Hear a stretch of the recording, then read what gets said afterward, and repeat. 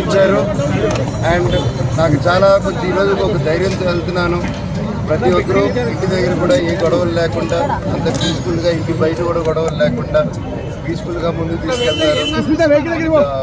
నేను కూడా మాటించాను నా తరపు నుంచి ఏ గొడవ ఉండదు అనేసి. సో ప్రతి ఒక్కరికి అలాగే దెబ్బతగిన మీడియా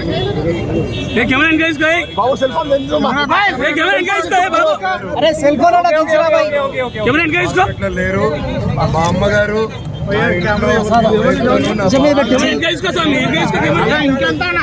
రిపోర్ట్ చూశాను, ఇంటర్వ్యూ.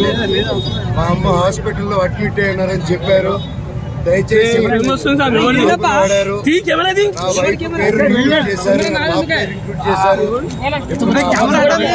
హాస్పిటల్లో ఉన్నారని అబద్ధ ప్రచారాలు చేస్తూ అడ్మిట్ అయి ఉన్నారని కన్న తల్లి మీద ఇలా చేయకండి. మీకు దండం పెడతాను. కూర్చొని మాట్లాడడానికి సిద్ధమే. Thank you.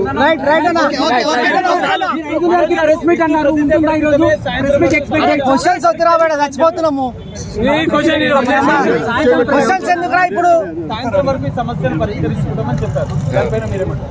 అయితే మంచిదే కదండి. అందరికి మంచి జరిగితే మంచిదే కదా. ఊళ్ళందరికీ మంచి జరగాలి. వినయ్ గారు కూడా తిరుపతిలో వినయ్ గారు చేసే విషయాలు కొన్ని నచ్చట్లేదు నాకు. అవన్నీ కొంచెం సమాధానం చెప్పి తిరుపతి చంద్రగిరి మండలంలో మీకు తెలిసేంత పేద ప్రజల్లో నాన్న అక్కడ ఎందుకు హైదరాబాద్లో ఆ రోజున హైదరాబాద్లో పెట్టుండొచ్చు, ఆయన ఎందుకు తిరుపతిలో పెట్టాడని, జనాలు అభివృద్ధి చెందాలి ఆ మైండ్ సెట్ పెట్టి ఎంతో కష్టపడి దూరం తీసుకొచ్చారు దాన్ని. ఈరోజు ఎవరు దాన్ని వచ్చి అలా చేయడం ఒక పేద నాన్నగారి దగ్గరికి వెళ్ళలేకపోతున్నారు. ఆయన వరకు రీచ్ అవ్వట్లేదు. కెమెరా డౌన్ చేయండి, ఫ్రంట్ ఉన్నది.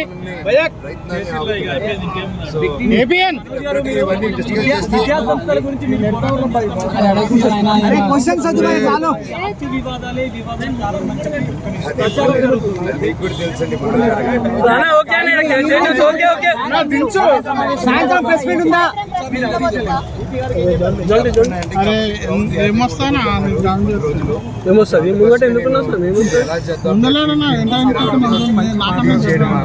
అనేది కొంచెం మా లోకల్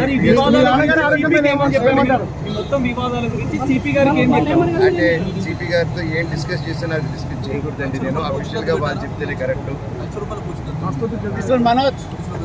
మనోజ్ మీరు స్టేట్మెంట్లు ఇస్తారా, దాడులు కూడా చేస్తారు మీ ఫ్యామిలీ జర్నలిస్ట్? మీరే తెలియదు జరిగింది కదా మీ ఫ్యామిలీ, మీ డాడీ కొట్టిన దెబ్బలకు జర్నలిస్టులు హాస్పిటల్లో ఉన్నారు. దానిపైన నీ వివరణ ఏం చెప్పండి, మీ వివరణ చెప్పండి.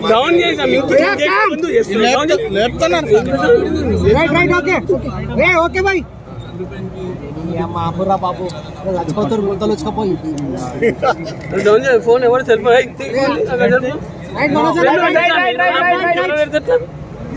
విజయ్ అనే వ్యక్తిని, విజయ్ అనే వ్యక్తిని ఆల్రెడీ పట్టుకుని ఉన్నారు.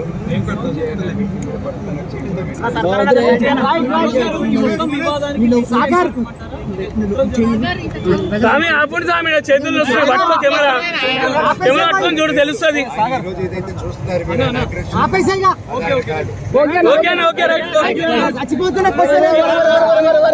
వచ్చేదాకా